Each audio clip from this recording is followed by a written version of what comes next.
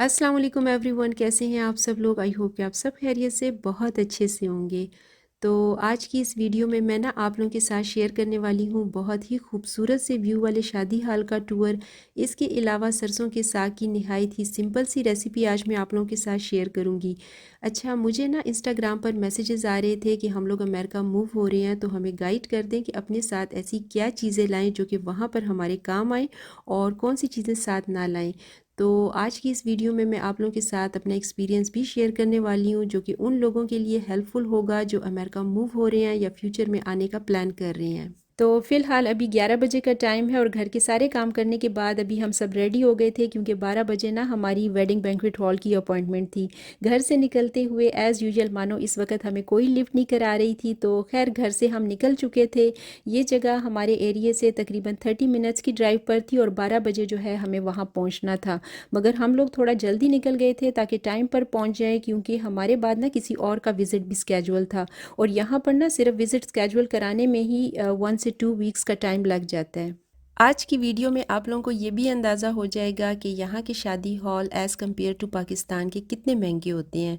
और अभी तक तो मैंने आप लोगों को ये भी नहीं बताया कि हम लोग ये देखने क्यों जा रहे हैं।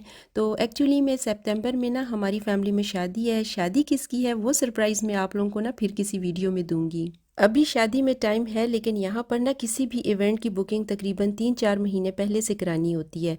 और फिर सितंबर में वैसे भी सब कुछ बिजी चलता है यहाँ पर, क्योंकि वेदर अच्छा होता है, तो फिर ज़्यादातर जो वेडिंग्स या कोई भी इवेंट होता है ना इसी मंथ में होती हैं। हमने 2-3 हॉल्स का और भी विज़िट करना था, लेकिन आज नहीं करना था, किसी और दिन करना है।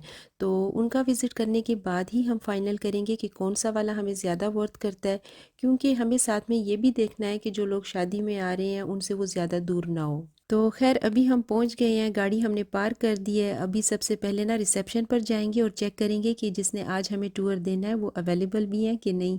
हम ना 10 मिनट पहले ही पहुंच गए थे। हमसे पहले कुछ और विजिटर्स भी थे, तो यहाँ पर ना उन्होंने हमें वेटिंग रूम में बिठा दिया, क्योंकि ये लोग ना वक्त के बड़े पाबंद होते हैं। जिसको जो टाइम मिला होता है उसी पर मिलते हैं। वैसे भी 10 मिनट की वेट के बाद हमारी बारी आ जानी थी।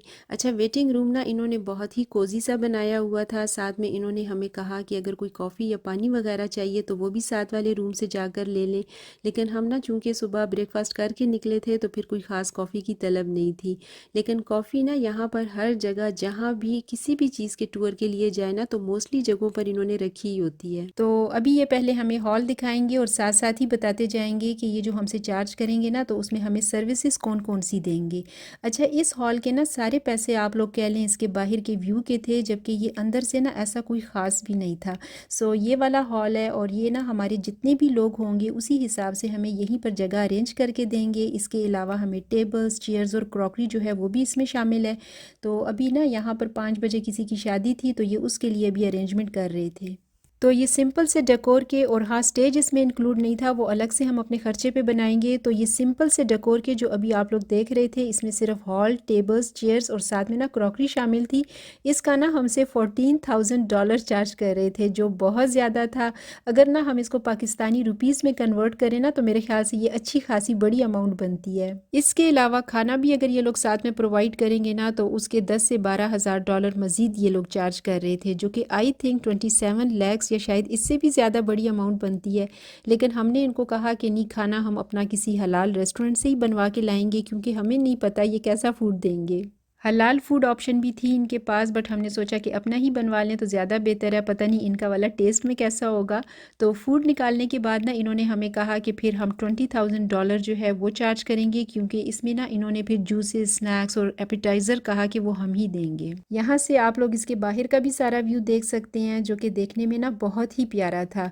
बस बंदे का दिल करे ना इस व्यू को देखता ही रहूँ। अच्छा, कुछ लोग ना स्पेशली समर में ओपन एयर में वेडिंग्स करना बहुत पसंद करते हैं, तो इसके लिए भी ये टेबल्स, चेयर्स का जो सेटअप था वो नीचे भी करके दे रहे थे, जो कि रेट में भी थोड़ा कम था। इसके अलावा जो है ब्राइडल ग्रूम फ़ोटोशूट भी कर सकते हैं, इनसे भी करवा सकते हैं और ख़ुद भी कर सकते हैं, लेकिन इसका ना फिर वो अलग से चार्ज कर रहे थे। सारा टूर देने के बाद ये लोग हमें मीटिंग रूम में ले गए और वहाँ पर ना इन्होंने हमें कुछ और डिटेल्स भी बताई। और उसके बाद इन्होंने हमसे पूछा कि आप लोगों ने क्या क्या इंक्लूड करना है और क्या क्या हमारी सर्विसेज में से एक्सक्लूड करना है। तो उसके बाद ही जो है हम आप लोगों को ना फ़ाइनल रेट देंगे। तो वो मीटिंग जो थी वो थोड़ी सी प्राइवेट डिस्कशन थी, इसलिए मैंने उसकी वीडियो नहीं बनाई। एनीवेज़ अभी हमारे पास टाइम था क्योंकि हमने ना 2-3 और का भी अभी विज़िट स्केड्यूल किया हुआ था, तो उसके बाद ही हम फाइनल करेंगे कि हमने किस वाले की तरफ जाना है, क्योंकि हमने ना बहुत सी चीज़ों को भी साथ में देखना था।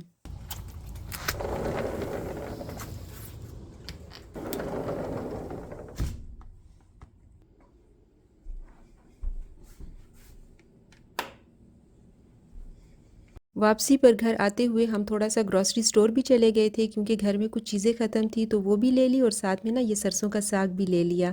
तो घर आकर ना अभी मैं सबसे पहले ये सरसों का साग बना रही हूँ, जिसके लिए मैंने इसको पहले अच्छे से धो लिया और फिर इस तरह से बारीक बारीक काट लिया है। मैं कोई सा भी साग पकाती हूँ, लहसुन इसमें बहुत सारा डालती हूँ, इससे एक तो टेस्ट बहुत अच्छा आता है। तो यहाँ पर मैंने तकरीबन 7 से 8 जो ये लहसुन के लिए हैं चॉप करके डालती हूँ। और जब से ना मैंने ये छोटू सा गार्लिक चॉपर लिया है, इससे लहसुन छीलना मेरे लिए बहुत ईजी हो गया है। मैंने बहुत पहले एक वीडियो में सरसों का साग जब लिया था तो मैंने कहा था कि मैं इसको जब भी बनाऊंगी इसकी रेसिपी आप लोगों के साथ ज़रूर शेयर करूंगी, लेकिन वो वाला साग तो मैंने पका लिया था और उसकी रेसिपी जो थी ना वो मैं रिकॉर्ड करना बिल्कुल भूल गई थी। तो उसके बाद ना मुझे कमेंट्स आ रहे थे कि आपने तो सरसों के साग की रेसिपी शेयर नहीं की। उस दिन के बाद ना आज ये साग मैं वापसी पर आते हुए साथ ले आई, तो सोचा आज के आज ही इसे ताज़ा ताज़ा बना लेती हूँ और आप लोगों के लिए भी इसे रिकॉर्ड कर लेती हूँ, वरना इसके बाद तो पता नहीं कब स्टोर की तरफ जाना हो। वैसे तो हर कोई इसे अपने अपने तरीके से बनाता होगा, लेकिन आज ना मैं आप लोगों के साथ अपना तरीका शेयर कर रही हूँ। मुझे और मेरे हस्बैंड हम दोनों को ना ये साग सिंपल तड़के वाला अच्छा लगता है। कुछ लोग इसे पहले से बॉईल कर लेते हैं और इसका जो उबलने के बाद पानी निकलता है ना उसे गिरा देते हैं और फिर इसे तड़के पर पकाते हैं। कुछ लोग इसे पालक और मेथी के साथ भी पकाते हैं और साथ में ना थोड़ा सा आटा गंदम या मकई का डालकर इसे भून लेते हैं और फिर एंड में ना इसे तड़का देते हैं। लेकिन मैं इसे देसी घी हो तो वो, और अगर ना हो ना तो ऑयल में ही लहसुन डालकर पहले इसे हल्का सा कलर दे देती हूँ और इसके बाद ना मैं इसमें सूखी हुई लाल मिर्च ऐड करती हूँ। इसके अलावा मसालों में हल्दी, लाल मिर्च पाउडर, ज़ीरा और कुटी हुई लाल मिर्च तो ज़रूर डालती हूँ। नमक शामिल करने के बाद इन मसालों को थोड़ा सा ऑयल में भून लेती हूँ, सिर्फ मतलब 20 से 30 सेकंड के लिए, ताकि ये मसाले भी ना थोड़े से पक जाएं। आंच जो है वो मैं हल्की रखती हूँ क्योंकि ये सारे मसाले ड्राई होते हैं और पानी इसमें नहीं पड़ेगा तो फिर फ़ौरन जल जाने का ख़तरा होता है। सारे मसालों को हल्का सा भूनने के बाद इसमें मैं साग डालकर ना लिड इसके ऊपर रख देती हूँ ताकि स्टीम में ही ये बैठ जाए। अभी ये जितना ज़्यादा लग रहा है ना पकने के बाद बहुत थोड़ा सा हो जाएगा। आज हमारा गार्बेज डे भी था, तो ये वैसे तो सुबह के टाइम आती हैं गार्बेज उठाने, लेकिन आज पता नहीं क्यों लेट हो गए हैं। और जब भी ना ये ट्रैश कैंस ट्रक में पलटाते हैं तो इस चीज़ को ना मैं बड़े शौक से खड़े होकर देखती हूँ और काफ़ी दफ़ा तो मैंने इसको ना रिकॉर्ड भी किया हुआ है। यहाँ पर ये देखें इतना सारा साग कितना थोड़ा सा रह गया है।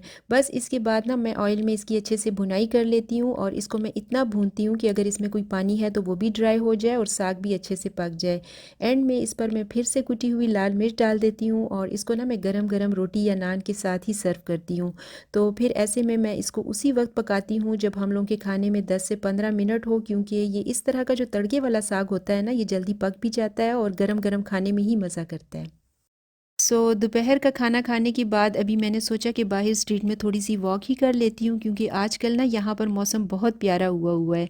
सर्दियों के बाद की शुरू शुरू की धूप बहुत अच्छी लगती है, तो चले वॉक के साथ साथ थोड़ी बहुत इंपॉर्टेंट बातें भी कर लेते हैं। तो चलिए अब बात करते हैं, जो सिस्टर्स ना मुझे कमेंट्स और इंस्टाग्राम पर मैसेजेस कर रही थी कि हम अमेरिका मूव हो रहे हैं, किसी का स्पाउस वीज़ा है तो किसी का स्टडी वीज़ा है तो किसी का इमिग्रेंट वीज़ा है मेरी तरह।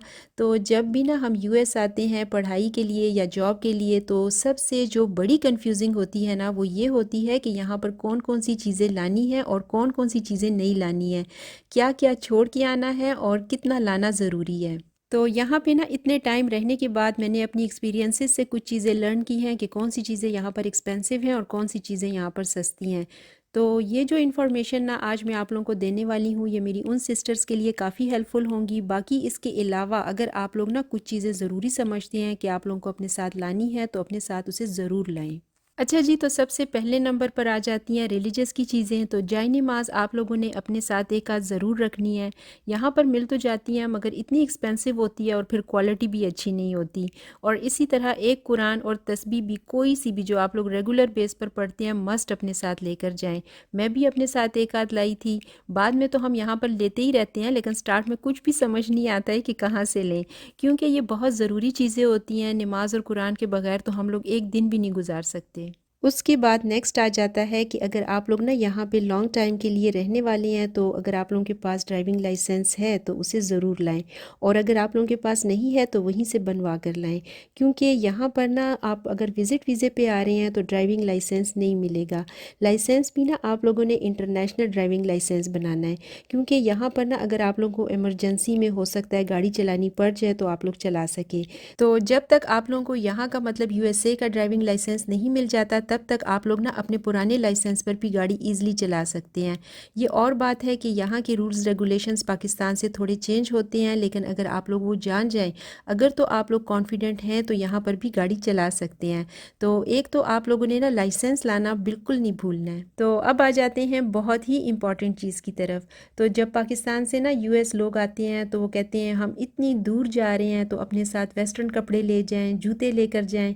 तो बजाय इसके ना आप लोग वेस्टर्न कपड़े लाएं, इसकी जगह आप लोग ना अपने देसी कपड़े लाएं, क्योंकि टी शर्ट्स जीन्स वगैरह तो आप लोगों को यहाँ पर भी बहुत अच्छे मिल जाएंगे। जो नहीं मिलेगा वो है हमारे पाकिस्तानी पार्टी वेयर और हमारा कैजुअल वेयर। मैं तो अपना पर्सनल एक्सपीरियंस आप लोगों के साथ शेयर कर रही हूँ, तो मैं तो यही कहूँगी कि आप लोग ना आते वक्त अपने साथ कपड़े बहुत सारे लाएं, स्टिच करा कर ले आएँ या रेडीमेड वहाँ से ले लें, क्योंकि यहाँ पर ना अगर आप लोग पाकिस्तानी कपड़े ऑनलाइन लेंगे तो वो आप लोगों को बहुत महंगे पड़ेंगे।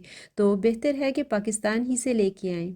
बाकी विंटर वेयर में जैसे जैकेट्स हो गई, स्वेटर्स या विंटर शूज़, कुछ भी पाकिस्तान से लाने की ज़रूरत नहीं है। यहाँ पर बहुत अच्छी मिल जाती हैं, बहुत अच्छी डील्स में लगी होती हैं और यहाँ के ना वेदर के हिसाब से बनी होती हैं। तो मैं तो कहूँगी ऐसी चीज़ें भी पाकिस्तान से लाने की बिल्कुल ज़रूरत नहीं है। अच्छा, अब इसके अलावा बात कर लेते हैं मेकअप या कोई स्किन केयर प्रोडक्ट्स जो कि आप लोग यूज़ करते हैं, तो वो भी आप लोग आते वक्त अपने साथ ज़रूर लेकर आएँ, और इतना लेके आएँ जिससे आप लोगों के 3-4 महीने उसमें आराम से निकल जाएँ। क्योंकि जब आप लोग ना किसी नई जगह पर मूव होते हैं तो आप लोगों को टाइम लगता है वहाँ पर एडजस्ट होने में, चीज़ों का भी पता नहीं होता, लेकिन वक्त के साथ साथ आप लोगों को पता चल जाता है कि कहाँ से अच्छा मेकअप मिलेगा। तो बेहतर है कि स्टार्ट में थोड़ा बहुत अपने साथ ज़रूर लेकर आएँ। पहले किचन की भी ऐसी बहुत सी चीज़ें होती थी जो कि आप लोगों को यहाँ अच्छी नहीं मिलती थी, जैसे कुकर, बड़े वाले कुकिंग पॉट्स, तवा हो गया। लेकिन अब मेरे ख्याल से ना आपको कोई भी पॉट्स या कोई भी यूटेंसिल्स अब लाने की ज़रूरत नहीं है।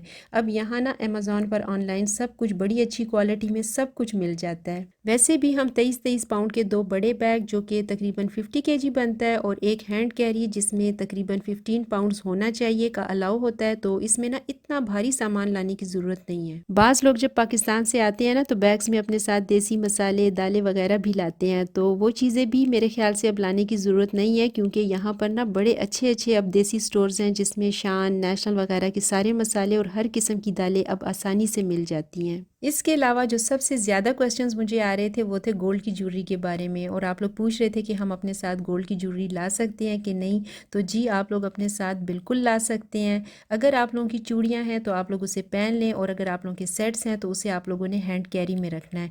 मैं भी अपने साथ हैंड कैरी में ही लाई थी, बस आप लोगों ने क्या करना है कि उसको डिक्लेयर ज़रूर करना है, ताकि बाद में ना इमिग्रेशन कराते वक्त कोई मसला ना बने। नेक्स्ट बात कर लेते हैं इलेक्ट्रॉनिक्स की। तो अगर किसी के पास पहले से कोई लैपटॉप है तो वो उसे ज़रूर लाएं, क्योंकि यहाँ पर ना उसका यूज़ बहुत ज़्यादा होने वाला है। इसी तरह अगर किसी के पास मोबाइल में आईफोन है या सैमसंग है या मोटोरोला है तो वो भी लेकर आएँ, लेकिन अगर किसी के पास इसके अलावा किसी दूसरे ब्रांड का है तो उसे वहीं पर छोड़ कर आएँ, क्योंकि वो यहाँ पर नहीं चलते हैं।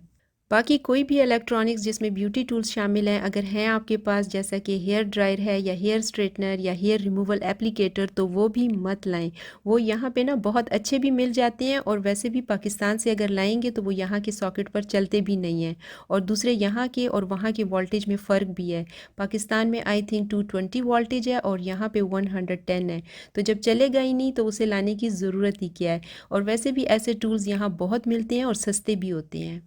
तो बस ये थी आज की वीडियो। आई होप कि आप लोगों को अच्छी लगी होगी। Please do like, comment and subscribe my channel. अपना रखिएगा ढेर सारा ख्याल। मैं मिलती हूँ आप लोगों से नेक्स्ट वीडियो में। अंटिल देन, अल्लाह हाफिज़।